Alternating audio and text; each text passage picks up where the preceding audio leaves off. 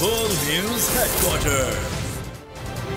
अस्सलाम वालेकुम। बोल न्यूज हेडक्वार्टर्स में खुश आमदीद। मैं हूँ राफे मिर्जा और मैं हूँ अफशीन कुरैशी। हेडलाइंस आपने जानी बुलेटिन की टॉप स्टोरीज में आज शामिल करेंगे। बारिश ने आशियाना उजाड़ दिया। हुकूमत का अवाम से हाथ। मुफ्ताह क्यों बेबस। गुंडा टैक्स नामंजूर।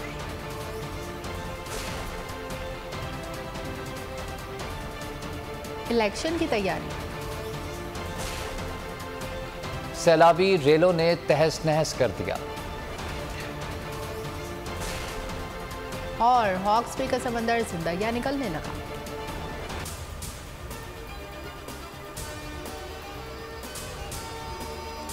पंजाब काबीना में किस किस का नाम शामिल होगा। इमरान खान से परवेज इलाही और मुनिस इलाही की मुलाकात। जराये के मुताबिक वजीर दाखिला पंजाब के लिए फवाद चौधरी और उमर चीमा के नामों पर गौर हुआ।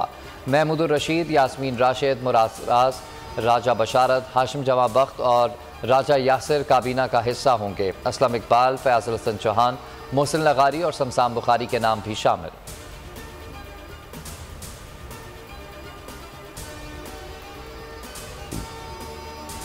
बुलेटिन का आगाज करेंगे अफसोसनाक खबर से। हिजरा आज़ाद कश्मीर में खौफनाक बारिश का सिलसिला जारी है। बारिश के बायस मकान गिरने से एक ही ख़ानदान के 10 अफराद जाँ बहक हो गए। मरने वालों में 7 बच्चे भी शामिल हैं। वाक़े की इतला मिलते ही रेस्क्यू इदारे, इंतज़ामी पुलिस और मुकामी अफराद मौके पर पहुँच गए।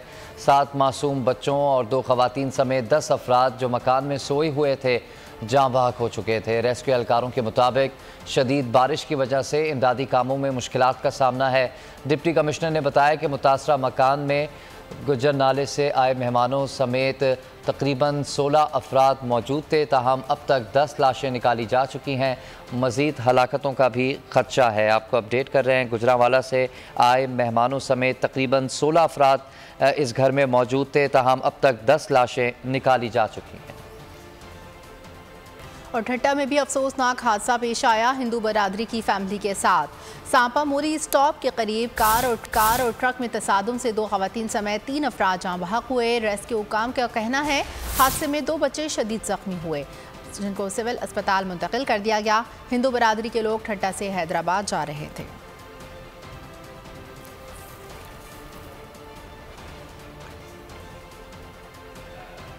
हुकूमत IMF के सामने ढेर हो गई। आलमी मंडी में तेल की कम कीमत के समरात आवाम तक ना आ सके। पाकिस्तान में तेल की कीमतों में बेतहाशा इजाफा कर दिया।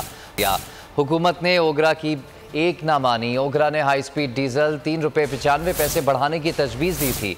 8 रुपये 95 पैसे इजाफा कर दिया गया, जो 13 रुपये 5 पैसे सस्ता करने की तजवीज़, जो सिर्फ 3 रुपये 5 पैसे सस्ता किया गया। इस तरह दीगर मसनूआत पर कमी के बजाय इजाफा कर दिया गया। को पैसे से लोगों को देने पड़ रहे हैं, ज्यादा टैक्स देना पड़ रहा है। लेकिन हमने ये क्यों किया है? क्योंकि 4 साल के अंदर खान साहब हमको इस नैच पे छोड़। हुकूमत ने IMF से याराना निभाया, रिलीफ न दिया, तकलीफ दी, आवाम को चूना लगाया। विफाकी हुकूमत गुर्बत नहीं, आवाम मुकाओ पॉलिसी पर अमल पैर। आलमी मंडी में तेल सस्ता होने के बावजूद आवाम को रिलीफ न दिया। डीजल 8 रुपए 95 पैसे महंगा कर दिया। नई कीमत 244 रुपए 95 पैसे हो गई। मट्टी के तेल की कीमत 4 रुपए 62 पैसे बढ़ा दी। पेट्रोल की कीमत में सिर्फ 3 रुपए 5 पैसे कमी करके जख्मों पर नमक पाशी कर डाली। पेट्रोल की कीमत में मामूली कमी की वजह सामने आ गई। हुकूमत IMF के दबाव के बायस आवाम को रिलीफ न दे सकी। पेट्रोल पर फी लीटर लीवी में 10 रुपए का इजाफा कर दिया गया। जराये के मुताबिक पेट्रोल पर लीवी 10 रुपए से बढ़ाकर 20 रुपए फी लीटर कर दी गई। पेट्रोल पर डीलर मार्जिन में फी लीटर 2 रुपए 10 पैसे का इजाफा किया गया है। पेट्रोल की नई कीमत 227 रुपए 19 पैसे, जबकि हाई स्पीड डीजल 244 रुपए 95 पैसे फी लीटर हो गया। पेट्रोलियम मसनूआत की कीमतों का तयन आइंदा 15 रोज के लिए किया गया है। मिफ्ताह इस्माइल वजारत खजाना नहीं बल्कि वजारत परचून चला रहे हैं। माहिर मौशत मुजम्मिल असलम का रद्द अमल कहा, जब भी कोई नया प्रेशर आता है ये कीमतों में रद्द-बदल कर देते हैं। आलमी मंडी में तेल की कीमतों में कमी पर हम सोच रहे थे, शायद हुकूमत 20 से 30 रुपए पेट्रोल की कीमत कम करे। ये IMF से वादे वफा करके आवाम का तेल निकाल रहे हैं। की जो वजारत है वो वजारत ख़जाना नहीं, वजारत परचून ऑफ पाकिस्तान चला रहे हैं। इस तरीके से वो उनके बयानात होते हैं, उससे तो नज़र आता है कि उनके जहन में कोई क्लैरिटी ही नहीं है। रोज़ाना एक नया प्रेशर आता है, कहीं से एक नया डंडा आता है और उस पर जो है वो चल पड़ते हैं। अभी आलमी मार्केट में पेट्रोल की जो खाम पेट्रोलियम की कीमतें $95 और रिफाइंड प्रोडक्ट्स की कीमतें तकरीबन 40% से गिरी। तो हम एक्सपेक्ट कर रहे थे कि ये 20-30 रुपये तो कम अज़ कम देंगे, लेकिन वो जो है उन्होंने उड़ा दिया हवा में रुपए की कदर गिराकर। और दूसरा ये कि कुछ IMF से उन्होंने वादे वफा किए हुए 50 रुपये लीटर पेट्रोलियम लेवी, जिसकी बिना पे जो है वो कुछ नहीं दिया, इम्पोर्ट पे पाबंदियाँ इतनी लगा दी। आज के दिन इतवार वाले दिन शाम को ECC कर रहे हैं PSU को पैसे देने के लिए डिफॉल्ट से बच जाए। तो इस तरह मुल्क अगर वो चलाएंगे तो फिर ये तो अल्लाह ही हाफिज़ है। पेट्रोलियम लेवी दुगनी होने पर अवाम चीख उठे। कहते हैं कि कारोबार पहले ही ख़त्म हो चुका है। नाहल हुकूमत मुसलसल महंगाई कर रही है। 2 वक्त की रोटी ख्वाब बन गई है। बच्चों को पालना इंतहाई मुश्किल हो चुका है। ट्रांसपोर्टर्स भी फट पड़े। कहा कि डीजल की कीमत में इजाफे से महंगाई मजीद बढ़ेगी।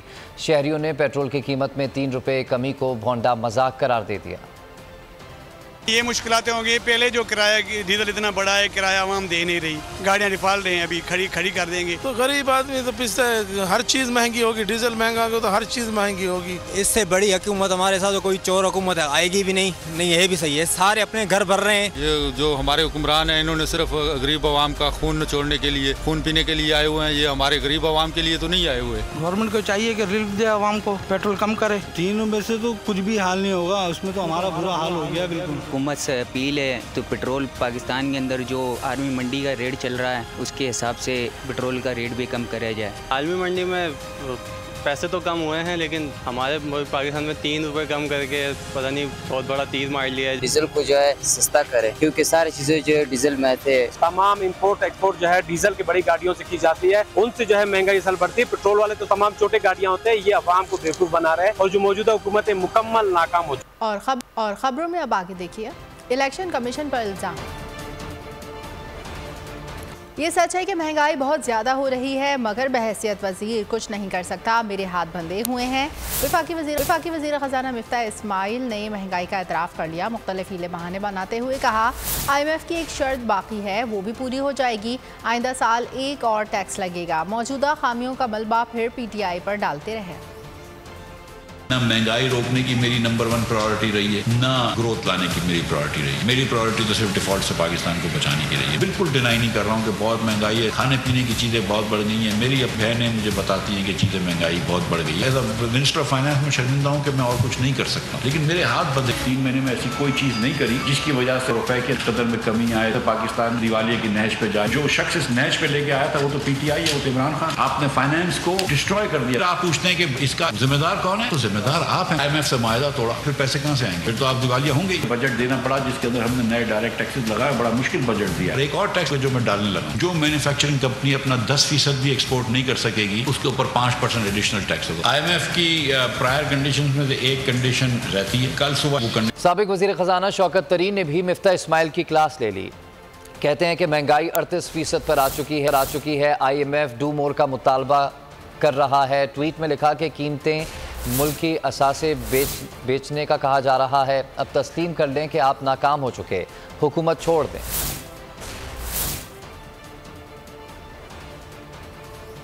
साबिक वज़ीर ख़जाना शौकत तरीन ने भी मिफ्ता इस्माइल की क्लास ले ली। कहते हैं कि महंगाई 38% पर आ चुकी है और IMF डू मोर के मुतालबे पर डटा हुआ है। ट्वीट में लिखा कि कीमती मुल्की असासे बेचने का कहा जा रहा है। अब तस्लीम कर लें कि आप नाकाम हो चुके, हुकूमत छोड़ दें। मिफ्ता इस्माइल वज़ारत ख़जाना नहीं, वज़ारत परचून चला रहे हैं। मालूम नहीं कि ये किस दुनिया में रहते हैं। माहिर माशियात मुज़म्मिल असलम कहते हैं, खुर्दनी तेल सस्ता करने का भी कह रहे हैं, लेकिन कीमत कम नहीं करे।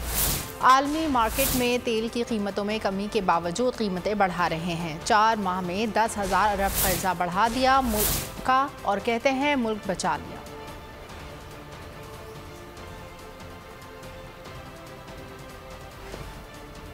नून लीग की हुकूमत में अपनी ही मुआशी पॉलिसियों में इख्तिलाफात। वज़ीर ख़जाना कहते हैं कि हर सूरत टैक्स देना होगा, जबकि मरियम नवाज कहने लगी कि बिजली के बिल पर टैक्स वापस लिया जाए।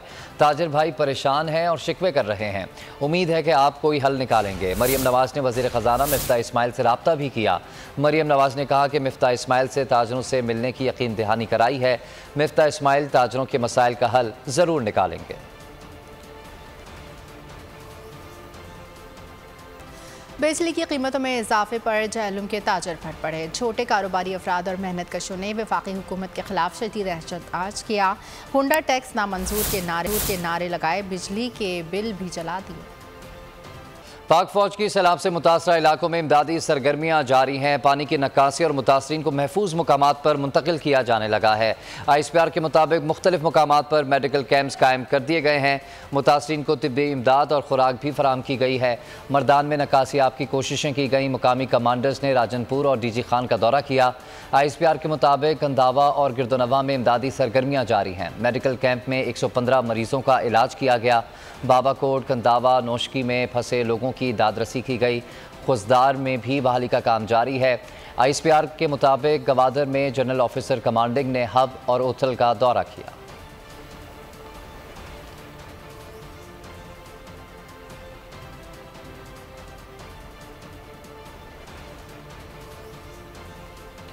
जनूबी पंजाब में सैलाबी सूरत हाल पर हुक्मरानों को रहम न आया। हुकूमती बेहिसी के खिलाफ इस्लामाबाद में मुकीम सराइकी तलबा ने एहतजाज किया।